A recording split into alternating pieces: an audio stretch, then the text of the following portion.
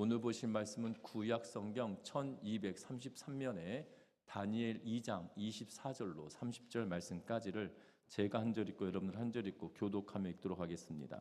이에 다니엘은 왕이 바벨론 지혜자들을 죽이라 명령한 아리옥에게로 가서 그에게 이같이 이르되 바벨론 지혜자들을 죽이지 말고 나를 왕의 앞으로 인도하라. 그리하면 내가 그 해석을 왕께 알려드리리라 하니. 이에 아리옥이 다니엘을 데리고 급히 왕 앞에 들어가서 아뢰되 내가 사로잡혀 온 유다 자손 중에서 한 사람을 찾아내었나이다. 그가 그 해석을 왕께 알려드리리이다 하니라. 왕이 대답하여 벨드사살이라 이름한 다니엘에게 이르되 내가 꾼 꿈과 그 해석을 내가 능히 내게 알게 하겠느냐 하니. 다니엘이 왕 앞에 대답하여 이르되 왕이 물으신다. 은밀한 것은 지혜자나 술객이나 박수나 정제이가 능히 왕께 볼 수 없으되 오직 은밀한 것을 나타내실 이는 하늘에 계신 하나님이시라. 그가 느부갓네살 왕에게 후일에 될 일을 알게 하셨나이다. 왕의 꿈 곧 왕이 침상에서 머리 속으로 받은 환상은 이러하니이다. 왕이 침상에서 장래일을 생각하실 때 은밀한 것을 나타내신 이가 장래일을 왕에게 알게 하셨사오며 내게 이 은밀한 것을 나타내심은 내 지혜가 모든 사람보다 낫기 때문이 아니라 오직 그 해석을 왕에게 알려서 왕이 마음으로 생각하던 것을 왕에게 알려주려 하심이니이다. 아멘. 마지막 줄 같이 읽었어야 되는데 저의 욕심이 많아가지고 혼자 다 읽어버렸네요. 네, 오늘 말씀의 제목은 유배지를 살아가는 자세란 말씀의 제목으로 말씀 나누는데, 말씀 나누기 전에 서로 인사 나누고 말씀 나눕니다. 사랑하고 축복합니다. 대구 동부교회 원로 목사님이 되신 김서택 목사님이 진리의 로드맵이라고 하는 책을 쓰셨는데요. 이 설교집 가운데 이런 예화를, 본인이 겪었던 일을 예화로 기록하고 있는데 이렇게 말합니다. 매년 성탄절이 되면 온 시내는 축제 분위기로 바뀝니다.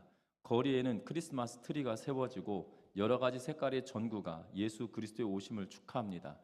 그런데 사람의 이성으로 가장 이해하기 어려운 게 바로 예수 그리스도의 탄생입니다. 대학 입시 준비를 할 때 어려운 수학 문제를 많이 풀어야만 했습니다. 또 대학에서 고등 수학을 배울 때에도 어려운 수학 문제가 많이 있었습니다. 어떤 수학 문제는 풀이를 놓은 것을 보고 답을 보아도 이해가 되지 않았습니다. 이 세상에는 인간의 머리로 이해되지 않지만 반드시 믿어야 하는 어려운 문제가 있습니다. 그중 하나가 예수 그리스도가 누구냐 하는 문제입니다. 예수 그리스도가 누구인지 사람의 머리로는 절대 이해할 수 없습니다. 성경에 기록된 그대로 믿는 수밖에 없습니다. 이 믿음이 굉장히 중요합니다. 라고 말하고 있는 것을 봅니다.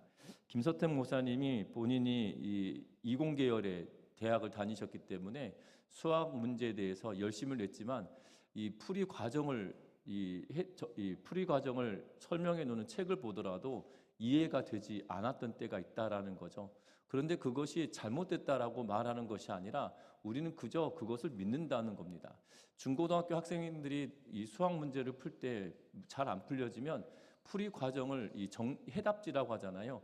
이 저자가 풀어놓은 이 해설서를 가지고 다시 따라서 풀어보면서 그 정답이 틀렸다라고 여기지 않습니다. 그냥 맞다라고 여기고, 그리고 대부분 이 틀린 정답이 없을 때가 더 많은 것들을 보게 되죠. 그럼에도 불구하고 그것이 옳다라고 믿는다는 거죠. 그런데 성탄절을 보내면서 수많은 사람들이 성탄절을, 크리스마스를 즐거워하고 기뻐하면서도 예수 그리스도께서 오심을, 그리고 죽으시고 부활하심에 대하여서는 의문을 갖고 의심을 하면서도 그것을 지키는 게 의아하다라는 의도로 말하면서 그것은 의아할 것이 아니라 그들도 믿어야 된다라는 의미로 말하고 있는 것을 보게 된다는 거죠. 마치 수학 문제의 해를 보면서 그것이 맞다라고 믿는 것처럼 예수 그리스도에 관한 기사도 믿어야 된다라고 지금 말하고 있는 것을 보게 됩니다. 오늘 우리가 부활주의를 지키면서 예수의 부활에 관하여서 우리가 생각해 보았었는데요. 분명한 것은 저와 여러분들이 믿는 믿음은 바로 예수 그리스도를 기초로 하고 있고, 그 예수 그리스도는 죽으심과 부활하심이 그의 인생의 전체를 나타내주고 있는 것을 보게 되죠. 왜 죽으심과 부활하심이 그의 인생의 전체냐? 예수님께서 이 땅에 오신 목적 자체가 우리의 죄를 위하여 십자가를 지시기 위하여 오셨고, 또한 그분이 참 인간이며 참 하나님이신 것을 증명하기 위하여 그가 부활하셨기 때문이라는 사실입니다. 예수께서 부활하지 않으셨으면 그냥 그는 위대한 인간으로밖에 치부할 수 없었겠지만, 그분이 부활하심으로 말미암아 그분이 참된 하나님이신 것을 우리에게 보여주고 있다라는 사실이죠. 그것을 믿는 믿음으로 살아가는 것이 이 땅의 삶을 살아가는 우리들의 모습일 것입니다. 뿐만 아닙니다. 어떻게 보면 이 땅은 나그네와 같은 인생의 삶을 살아가는데, 이 땅의 나그네와 같은 삶을 살아갈 때 바로 예수 그리스도를 믿는 믿음으로 살아내야만 할 텐데요. 그러면 어떤 자세로 살아내야 되느냐? 오늘 성경의 본문을 통해서 우리가 이 땅을 삶을 살아가는 자세에 대하여 한번 같이 살펴보려고 합니다. 특별히 오늘 이 성경의 말씀은 우리가 잘 알고 있는 다니엘 말씀을 통하여서 살펴보고 있는데, 다니엘은 미래를 알 수 없다는 인간의 숙명이 앞날을 더 찹찹하게 만들고 있는 것을 보게 되죠. 특별히 느부갓네살 왕이 밤에 꿈을 꾸었고 그 꿈에 대한 해석을 내어놓으라라고 요구합니다. 그러자 꿈을 해석하는 자들이 왕께서 꿈을 이야기해 주셔야 우리가 그 꿈을 해석할 수 있다라고 말합니다. 그런데 왕은 뭐라고 이야기하냐면, 내가 무엇을 꾸었는지 너희에게 말해줄 수 없지만 너희가 그 꿈을 해석해내라. 해석해내지 못하면 죽는다라고 말씀하고 있는 것을 보게 되죠. 분명한 것은 그들이 뭐라고 또 이야기하냐면, 우리의 신이 우리로 하여금 깨닫게 해줄 때야 비로소 알게 되는 것인데 우리는 신이 아니다라는 의도로 말하고 있는 것을 봅니다. 분명한 것은 유배지에서 지금 다니엘은 막막한 상황에 놓여져 있는 것을 보게 됩니다. 특별히 유배지로 끌려와 있는 나그네와 같은 인생을 살아가는 그들이 지금 어떠한 모습으로 이 문제를 타결해 가고 있는지를 보면서 저와 여러분들이 나그네와 같은 삶을 살아가는 이 시기에 우리는 어떤 마음으로 살아내야 되는지를 말씀을 통해 살펴보셨으면 좋겠습니다. 가장 먼저 우리가 이 땅의 삶을 살아갈 때 만민의 생명을 품는 그러한 삶으로, 그러한 사람들로 살아가야 된다는 사실입니다. 왜 그러야 합니까? 오늘 성경의 말씀에 보면 다니엘은 그와 함께하고 있던 수많은 사람들의 생명을 구원하기 위하여 그들을 생명으로 품고 있는 것을 보게 된다는 겁니다. 먼저 우리 24절과 25절 말씀을 같이 한번 읽어보겠습니다. 24절과 25절의 말씀입니다. 이에 다니엘은 왕이 바벨론 지혜자들을 죽이라 명령한 가서 그에게 이같이 이르되, 바벨론 지혜자들을 죽이지 말고 나를 왕의 앞으로 인도하라. 그리하면 내가 그 해석을 왕께 알려드리리이다 하니, 이에 아리옥이 다니엘을 데리고 급히 왕 앞에 들어가서 아뢰되, 내가 사로잡혀온 유다 자손 중에서 한 사람을 찾아내었나이다. 그가 그 해석을 왕께 알려드리리이다 하니라. 아멘. 여러분들, 이 다니엘서 2장 16절 말씀에 보면 다니엘이 들어가서 왕께 구하기를, 시간을 주시면 왕에게 그 해석을 알려드리리이다 하니라 라고 말하고 있습니다.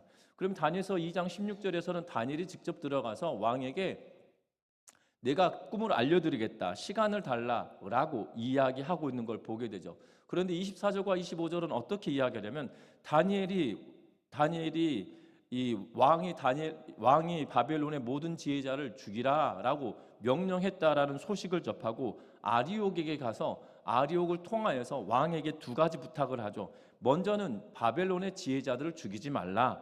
그리고 왕에게 내가 해석해 주겠다 그러면서 시간을 달라란 의미로 말하고 있는 것을 보게 되어집니다. 아리옥은 그래서 다니엘을 데리고 들어가서 이 시간을 달라는 그의 말을 왕에게 전달하고 있는 것을 보게 되죠. 그러면 이 2장 16절에서는 다니엘이 왕을 직접 보았던 것처럼 말을 하고, 그런데 2장 24절과 25절에서는 다니엘이 아리옥을 통해서 왕에게 대답한 것처럼 말하고 있는 것처럼 이야기하고 있는 것을 보게 됩니다. 그래서 어떤 사람들이 이렇게 말하죠. 다니엘 2장을 보면 다니엘서가 이 오류가 있다. 그래서 하나님의 말씀이 이 오류 있는 말씀이다. 1.1획도 틀리지 않는다라고 말한 것이 아니라 오류투성이다라고 말하는 분들도 계십니다. 그런데 여러분들 잘 아셔야 되는 것은 이 저자들, 다시 말하면 이 다니엘서를 기록하고 있는 사람들이 목적과 이유가 있어서 이렇게 쓰고 있다라는 거죠. 다니엘이 이 2장 14절부터 16절 말씀을 통해서 보면 아리옥을 통하여서 왕에게 나아가고 그리고 왕은 그에게 대답하고 있는 것처럼 말하는데, 지금 어떻게 보면 이 일의 순서가 앞뒤를 바꾸어 놓고 먼저 강조하고 있는 것처럼 16절은 이해할 수 있다라는 거죠. 왜냐하면 더 강조되어지는 것이 무엇이냐면 왕에게 대답했다는 것을 먼저 이야기해 놓고 뒤에 와서는 24절과 25절에서는 그 되어진 모든 과정을 다시 한번 상세하게 설명해 주고 있다라고 여기면 상호 보완적이고, 특별히 이 다니엘서를 기록하고 있는 저자가 무엇에 그 이유를 두고 강조하기 위해서 먼저 두었다라는 사실을 우리는 깨달을 수 있다는 겁니다. 뭐냐면 여러분들 잘 아셔야 되는 것은 왕과 지혜자들이 이야기를 나누었습니다. 그리고 왕이 지혜자들을 다 죽이겠다라고 이야기할 때 다니엘은 그 이야기를 직접 들은 사람들 가운데 하나가 아닌 것처럼 이야기를 하고 있는 것을 보게 되죠. 그러면 어떻게 보면 다니엘은 지금 죽음의 대상자가 아니라는 사실이에요.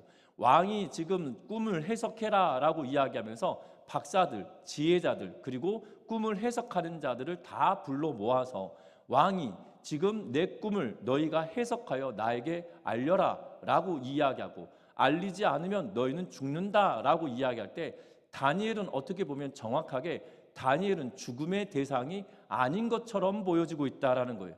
그런데 지금 다니엘은 우리가 오늘 지난주에 보았던 본문에서는 뭐라고 이야기하냐면 왕에게 이야기를 하고 이제 그 대상으로 되어졌고, 그리고 친구들에게 그 꿈을 알게 해달라고 하나님께 기도해달라라는 부탁을 하며 함께 기도해달라고 이야기하고 있는 것을 보게 되죠. 여러분들 잘 아셔야 되는 것은 다니엘은 가만히 있으면 뭐 할 수 있는 거예요? 다니엘은 가만히 있으면 지금 본인보다 앞에 엄청난 사람들의 지혜자, 그리고 그 나라의 높은 재상들, 그리고 해석하는 사람들, 고위 관직을 가지고 있던 사람들이 지금 어떻게 되는 거예요? 한 번에 싹 죽어요. 그러면 그 밑에 있던 사람이 어떻게 됩니까? 승진하게 되잖아요. 무슨 말인지 이해 안 되시나요? 예, 지금 다니엘은 본문을 2장 본문을 잘 살펴보면 1장에서는 다니엘이 이 바벨론으로 끌려갔다. 그리고 왕의 짐을 먹지 않겠다는 결단을 했죠. 그리고 2장 딱 들어와서는 어떤 것을 하냐면 왕이 꿈을 꿉니다. 그 꿈의 내용을 이 꿈을 해석하는 박사들, 술객들, 그리고 왕의 지도자들, 왕과 함께 그 꿈을 해석하며 풀어갔던 사람들에게 꿈 해석해 내라 라고 했더니 우리 꿈 해석 못한다. 왕이 꿈을 알려줘야 우리가 해석해 주지 않겠냐. 그럴 수 없다. 너희가 시간을 벌려 하는구나. 그래서 빨리 꿈을 해석해라. 안 그러면 죽이겠다라고 이야기합니다. 그럼 다니엘 입장에서는 다니엘은 지금 그 대상자에 포함이 되지 않는 거예요. 대상자에 포함이 되지 않아요. 그런데 16절이 뭐라고 이야기하면 다니엘이 찾아 들어가서 왕에게 말을 합니다. 그런데 그 과정을 24절과 25절에 말하는데 아리옥을 통해서 굳이 애써서 굳이 그 자리에 가가지고 말 안 하면 지금 위에 사람들 다 죽고 나면 자신들이 그 자리를 차지하고 들어갈 수 있을 거거든요. 여러분들 세상의 이치로 보면 당연하게 세상의 가치나 세상의 이치로 보면 입 다물고 가만히 있으면 이 자신에게 훨씬 더 유익한 그 길을 걸어낼 수 있다라는 사실이에요. 지금 다니엘과 세 친구까지 싹 죽이겠다고 명령하지 않았어요. 오늘 이 본문 다니엘서 2장을 기록하고 있는 저자는 다니엘과 죽음의 대상자가 구별되어 있음을 이야기하고, 그런데 그 구별되어 있던 그들이 지금 다니엘이 갑자기 말을 함으로 말미암아 그 죽음의 대상자로 포함이 되어져 버린 상황이에요. 굳이 그래야 될 이유가 있었을까요? 없었을까요? 없었거든요. 그런데 자신이 괜시리 나서서 죽임을 면치 못하게 되어진 상황으로 본인이 만들어내고 있는 그러한 모습을 보게 되죠. 여러분들 잘 아셔야 되는 것은 다니엘은 왕의 명령을 수행할 수 있는 그러한 지혜자라고 불려지는 위치에 있지 않아요. 우리는 성경을 읽다 보면 이렇게 생각합니다. 다니엘이니까 가능하겠지. 아닙니다. 여러분들 지금 3년 동안 히브리 사람이 바벨론에 끌려와서 3년 동안 교육받아서 좋은 성적을 거두었다 할지라도 높은 지위에 올라가서 그 나라의 모든 것들 크고 작은 일들을 처리할 수 있는 능력을 가졌다라고 검증되지 않았어요. 그러면 지금 왕의 꿈은 여러분들 나라의 이 비밀 문서들 가운데 하나이죠. 왜냐하면 왕이 꿈을 꾸었을 때 그 다음에 어떤 일이 일어났었는지 그 나라가 알고 있고, 혹여나 그 왕의 꿈이 이러하면 나라의 망조가 된다라고 여기는 일들이 다 떠벌리고 다닐 수 없지 않겠습니까? 그래서 왕의 꿈은 국가적인 기밀이었던 것이에요. 그래서 다니엘에게까지 알려질 수 있지 않은 상황인데 지금 그 지혜자들이 죽임을 당할 수 있다라는 이야기를 듣고 다니엘이 그 자리에 찾아가 왕에게 시간 좀 벌어달라고 하면서 지금 다니엘이 그 자리에 끼어들고 있는 그러한 모습을 보게 됩니다. 참으로 다니엘 입장에서 보면, 제가 성경을 읽으면서 제가 다니엘이면 입 꾹 닫고 하나님이 나에게 꿈을 해석할 능력이 주셨다 할지라도 저는 말하지 않을 것 같습니다. 일단 다 죽고 나면 그 뒤에 저는 꿈 이야기를 할 것 같아요. 왕이시여, 제가 당신의 꿈을 해석하겠습니다. 이렇게 말하면 되지 않을까요? 그러면 어떻게 되겠습니까? 예, 왕 측근으로 완전히 인생이 확 뒤어바뀌지 않겠습니까? 그게 저만 그렇고 제가 굉장히 세속적이어가지고 저는 그럴 것 같아요. 그렇지 않겠습니까? 그런데 다니엘은 그렇게 하지 않아요. 지혜자들을 살려달라고 이야기합니다. 만민의 생명을 품으며 모든 이들이 살아나기를 바라는 마음으로 지금 다니엘은 나아가 왕에게 말합니다. 왕이시여, 죽이는 것을 멈추시고 죽이지 마시고 나에게 시간 주십시오. 그리고 내가 그것을 알려드리겠습니다 라고 말하고 있는 것을 보게 되죠. 여러분들 요셉의 때를 보면 애굽 땅에서 바로가 꿈을 꿉니다. 7년 동안의 풍년과 7년 동안의 흉년이 되어질 그 꿈을 두 차례에 걸쳐서 다른 꿈으로 같은 의미의 꿈을 두 개에 걸쳐서 꾸죠. 그런데 바로의 사람들도 다 해석하지 못할 때에 요셉이 그 꿈을 해석해 주므로 갑자기 순식간에 나라의 2인자가 되어지잖아요. 그러면 하나님께서 그에게 능력을 주실 때 그로 하여금 그런 높은 지위에 올리셨다라면 그 하나님이 지금 다니엘에게 역사하실 때 어떻게 보면 눈 감고 입 닫고 있었다라면 그가 놀라운 지위를 얻었을 것임에도 불구하고 그렇게 하지 않았다라는 사실입니다. 모든 이들의 생명을 귀하게 여기고 그들을 위하여 그가 나아가고 있다라는 점이죠. 우리는 이 땅의 삶을 살아갈 때 세상의 가치로 살아갈 때가 더 많습니다. 그런데 성경은 우리에게 이 땅을 삶을 살아갈 때 나그네로서 이 땅을 삶을 살아갈 때 특별히 다니엘은 유배지의 유배자로 지금 살아오고 있는 거잖아요. 먼 본국에서 포로로 끌려와서 이곳에 유배된 사람처럼 살아가고 있는 것 아니겠습니까? 그런 삶을 살아갈 때 어떻게 살아내느냐? 바로 그들의 모든 이들의 생명을 마음에 품고 살아가라라고 우리에게 알려주고 있는 그러한 모습을 보게 되죠. 분명한 것은 예수께서 모든 사람에게 생명을 주시기 위하여 그분께서 친히 이 땅에 오셔서 십자가에 매어 달리시고 오늘은 부활하신 그 날이다라는 사실들을 기억합니다. 예수께서 그 사랑을 베풀기 위하여 모든 사람이 죄로 말미암아 죽을 수밖에 없었지만 그 사랑에 힘입어 나를 살리기 위하여 이 땅에 오셨다라면 저와 여러분들도 이 땅의 삶을 살아갈 때 눈을 닫고 입을 막고 사는 것이 아니라 모든 이들의 생명을 위하여 복음을 전하며 살아가는 우리 모두의 삶이 되시기를 주의 이름으로 부탁드립니다. 여러분들 다니엘이 나섰을 때 지혜자들은 어떤 마음이었을까요? 이런 마음이었을까요? 저 자식 뭐야?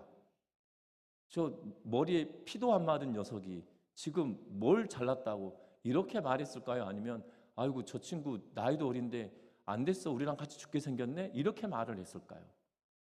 중요한 것은 이 꿈을 해석하고 난 이후의 문제가 아니겠습니까?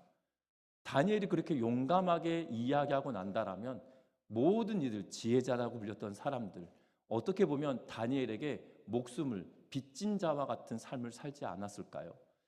분명한 것은 꿈을 해석할 수도 없을 수도 있다라는 막연한 두려움이 있을 때 그는 분명하게 나아갑니다. 하나님께서 나에게 알려주실 거란 확신 가지고 나아가고 있는 것을 보게 되죠. 복음은 생명을 살리기에 내 생명이 살아났다는 확신을 가지고 이 땅의 삶을 살아갈 때 복음으로 살아내는, 그래서 복음을 전하며 살아내는 우리 모두의 삶이 되시기를 주의 이름으로 부탁합니다. 만민의 생명을 품는 자로 나그네의 삶을 살아가야 된다라면 또 다른 하나는 오늘 26절 말씀 같이 한번 읽어봅니다. 26절의 말씀입니다. 왕이 대답하여 벨드사살이라 이름한 다니엘에게 이르되 내가 꾼 꿈과 그 해석을 내가 능히 내게 알게 하겠느냐. 아멘. 오늘 그리고 나서 다시 29절 말씀 같이 보겠습니다. 29절의 말씀입니다. 왕이여, 왕이 침상에서 장래 일을 생각하실 때에 은밀한 것을 나타내시는 이가 장래 일을 왕에게 알게 하셨사오며. 아멘. 오늘 성경에 보니까 뭐라고 이야기하냐면 다니엘을 데리고 들어갔을 때 네가 정말 할 수 있겠냐라고 왕이 반신반의하며 26절에 이야기합니다. 그랬더니 다니엘이 말합니다. 28절에 뭐라고 이야기하냐면 오직 은밀한 것을 나타내시는 분은 하늘에 계신 하나님께서 그 은밀한 것을 나타내 보이십니다 라고 이야기하고, 우리가 읽었던 29절에는 다시 느부갓네살 왕에게 뭐라고 이야기하냐면 왕의 침상에서 당신이 꿈을 꿀 때 장래 일을 알게 하시는 이가 지금 당신에게 장래의 일을 당신에게 말하신 것입니다 라고 이야기하면서 지금 장래 일을 알게 하신 그분이 또다시 당신에게 장래 일을 알려주시는데 그 꿈을 알려주신 이가 누구시냐? 28절에 하늘에 계신 하나님이십니다 라고 나타내고 있다라는 사실이에요. 다니엘은 꿈과 해석을 묻는 왕에게 인간이 볼 수 없는 미래의 일은 오롯이 하나님 한 분만 알고 계시고 하나님 한 분만 당신에게 알려주십니다 라고 이야기하죠. 마치 능력의 원천은 하나님이시라는 사실을 명확하고 분명하게 고백하고 있는 것을 보게 됩니다. 그러면서 그 근원이 유일한 하나님이시다라고 말하면서 그 하나님을 내가 소유했습니다라고 하면서 자기 자신을 높이는 것이 아니라 자신을 향한 시선을 누구에게 돌리고 있습니까? 하늘의 하나님이 당신에게 그것을 알려주셨다라고 하면서 내가 해석해 준다 할지라도 내가 아니라 그 하나님이 당신에게 알린 겁니다라고 하며 그 하나님의 이름을 높이고 있는 모습을 보여주고 있다는 겁니다. 누구 앞에서든지 하나님의 영광만을 드러내기 위하여 다니엘이 그 말을 하고 있다라는 사실이죠. 우리는 크고 작은 일들을 할 때마다 누구에게 칭찬을 들으면 그 어떠한 공을 하나님께 돌리거나 다른 이에게 돌리기보다 비록 내가 한 것이 조금밖에 아니다 할지라도 나는 숟가락을 올려서 더 크게 말하고 싶은 게 인간의 본성 아니겠어요? 그런데 다니엘은 뭐라고 이야기하냐면 오롯이 자신을 싹 빼고 알려주신 것은 당신에게 하나님이 알려주신 거다라고 말합니다. 이 꿈을 지금 꿈이 무슨 내용인지도 모르고 어떻게 해석되어질지도 모르는데 그 꿈을 해석해 주실 리가 하나님이시고 그것은 하나님이 당신에게 전에도 말씀하셨던 것처럼 이번에도 똑같이 그 하나님이 당신에게 말해줄 겁니다. 그것은 당신이 알고 있는 그 신이 아니라 당신이 알고 있는 그 신들이었다라면 이미 당신의 술객들과 지혜자들과 박사들이 알려주었을 텐데 그들이 해석해내지 못하는 것은 당신에게 주셨던 그 하나님이 당신에게 다시 말하실 것입니다 라고 하며 그 하나님의 이름을 나타내고 드러내고 있다라는 사실이죠. 저와 여러분들이 이 땅의 삶을 살아가는 믿음의 여정은 다른 것을 드러내기 위하여 사는 것이 아니라 오롯이 여호와 하나님만 드러내며 살아내는 우리 전미중앙교회 모든 성도님들의 삶이 되시기를 주의 이름으로 부탁드립니다. 우리 이 땅의 삶을 살아갈 때 교회 공동체가 점점점 어려워지는 이유는 교회가 교회를 드러내려고 하고 교회가 다른 것들을 드러내려고 할 때 교회는 교회다워지지 않는다라는 사실이죠.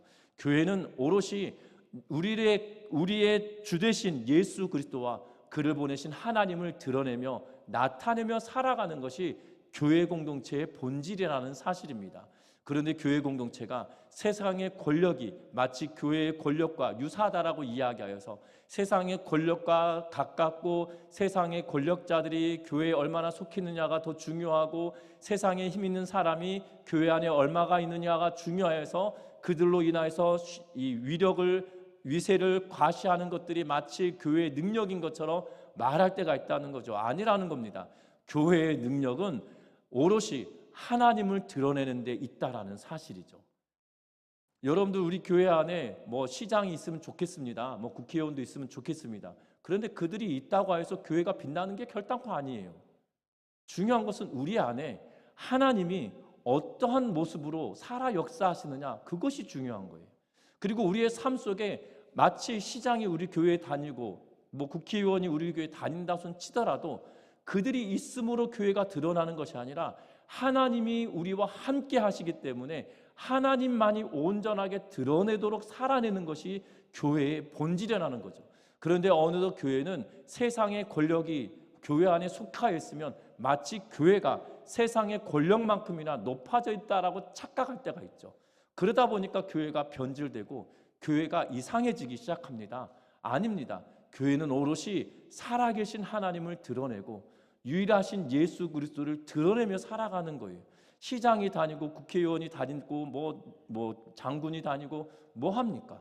중요한 것은 그들도 예수 그리스도의 이름으로 살아내느냐, 하나님의 영광을 위하여 살아내고 있느냐, 그것이 중요한 것 아니겠습니까? 저와 여러분들이 교회 공동체가 하나님의 영광만 드러내며 살아내는 우리 모두의 삶이 되시기를 주의 이름으로 부탁합니다. 뿐만 아닙니다. 다니엘은 뭐라고 이야기하냐면 30절 말씀 같이 읽어봅니다.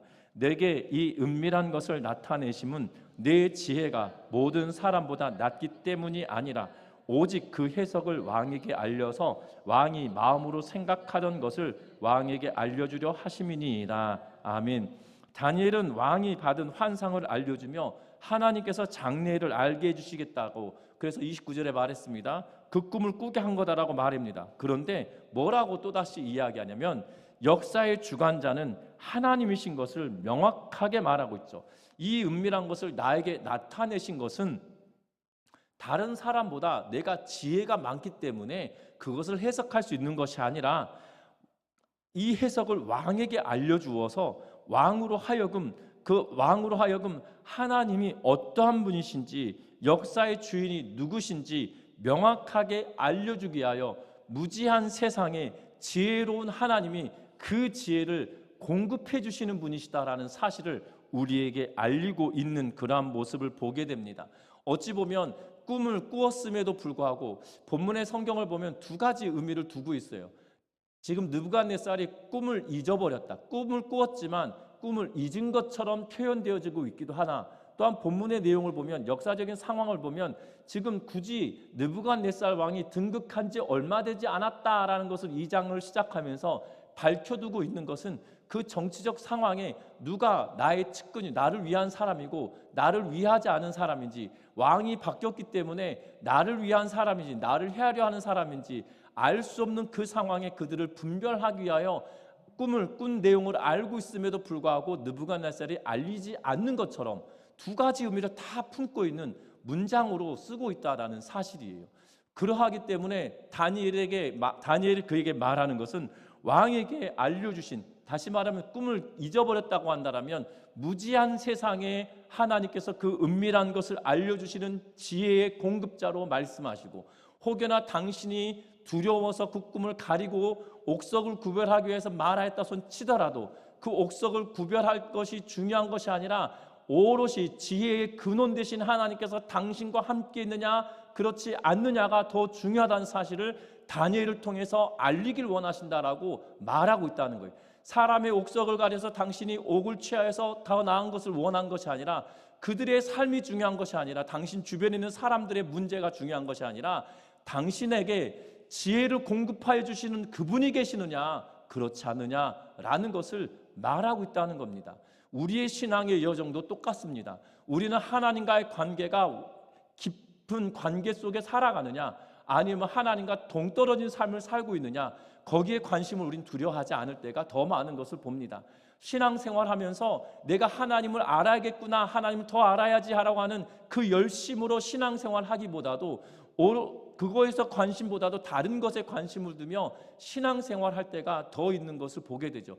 왜냐하면 하나님께 오롯이 관심을 두고 신앙생활한다라면 우리가 우리의 삶 속에 나타나는 여러 가지 이유와 현상들 때문에 우리가 상처 있거나 우리가 마음이 다져지거나 우리가 때로는 시험에 빠질 이유가 없거든요. 그런데 우리가 신앙생활하면서 시험에 빠지기도 마음이 상하기도 때로는 마음이 상한 뿐만 아니라 남에게 상처를 주기도 하는 그러한 신앙을 살 때가 더 많은 것을 보게 됩니다. 왜 그렇습니까?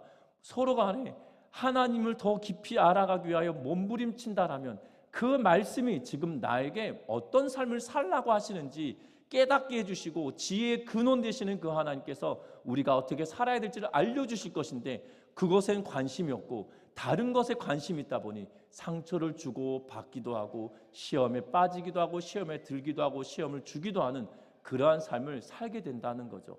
저와 여러분들 은밀한 것을 알려주시는 그 하나님의 지혜 앞에 그 지혜의 하나님을 우리가 온전히 수납하며 살아가는 우리 전미중학교의 모든 성도님들 되시기를 주의 이름으로 부탁드립니다. 그래서 이 땅의 삶을 살아갈 때 좀 나그네와 같은 인생을 살 때 세상의 생명을 가슴에 품고 지혜의 왕 되신 하나님을 온전하게 드러내고 그리고 그 지혜의 하나님을 우리가 온전하게 받아들이며 살아감으로 이 땅에서 정말 힘들고 어려운 세상을 살아낼 때 하나님의 온전함을 드러내는 나그네와 같은 삶을 살아갈 때 이러한 태도로 살아내는 우리 모두의 삶이 되시기를 주의 이름으로 부탁드립니다. 어찌 보면 현대인들의 삶은 과학이 발달하고 또한 이 물질의 문명이 발달한 시대를 살고 있습니다. 여러분들 어느 순간 이 식당을 갈 때마다 놀랍지 않으십니까? 과거에는 이 벨을 눌러서 이 서빙을 해주시는 분들이 오는 것이 참 기발하다고 했는데 요새는 자기 자리에서 주문을 본인이 스스로 하시잖아요. 이런 세상이 올 거라 생각했습니까? 그리고 기계로 주문을 하고 나면 이 로봇이 와가지고 서빙을 해줍니다. 그리고 내가 그것을 받아가지고 제 테이블에 올려놓고 식사를 하시죠. 그런 시대가 올 거라고 누가 생각했겠습니까? 지금 그것만 해도 깜짝 놀랄 일인데 이제는 피지컬 AI라고 그래가지고 사람 모습을 닮은 휴먼 로봇이 물건을 이 차를 만들고 어떤 물건을 생산하고 집에서 가사 도우미처럼 활동하는 시대가 조만간 올 거라고 전망들을 하고 있는 것을 보게 됩니다. 여러분들 그런 시대는 저희 초등학교 때 그런 시대가 올 거다라고 했는데 그 초등학교가 지나고 제가 이렇게 나이가 되었을 때 그런 시대가 올 거라고는 꿈에도 생각 못 했거든요. 아주 먼 옛날일 거다라고 생각했는데 벌써 그렇게 되어져 버렸습니다. 현대는 과학이 발달하였지만 그래서 덜 불안한 것처럼 여겨지지만 현대인들은 얼마나 많이 불안한지 점치는 데 열심이고 그리고 어떤 탈원이 뭐 이런 것들을 하면서 심지어 방송에조차도 심지어 이 무속인들끼리 뭐 이렇게 뭐라고죠? 그 연결 프로그램, 연애 프로그램이라고 하죠. 그런 일들도 벌어지는 걸 보면 참 기괴한 세상이다라고 이해가 됩니다. 그런데 이해가 돼요. 과학은 발달하였지만 우리의 영혼이 안 채워지잖아요. 우리의 영혼이 채워지지 않으니 우리의 영혼의 양식을 채우게 하여 점을 치고 점괘를 봐달라고 하고 미래를 예측해달라고 하는 일들이 벌어집니다. 그런데 성경은 그렇게 말하지 않습니다. 모든 만물을 지으신 그 하나님이 모든 이들에게 지혜의 근원 되신다라고 이야기하며 그들에게 하나님의 지혜로움을 드러내며 살아내서 믿음의 백성들이 또 하나님만이 우리의 영성의 유일한 근원자 되심을 증명하고 증거하며 살아가는 나그네의 삶을 살아가는 우리 전미중학교의 모든 성도님들의 삶이 되시기를 주의 이름으로 부탁드립니다. 기도합니다.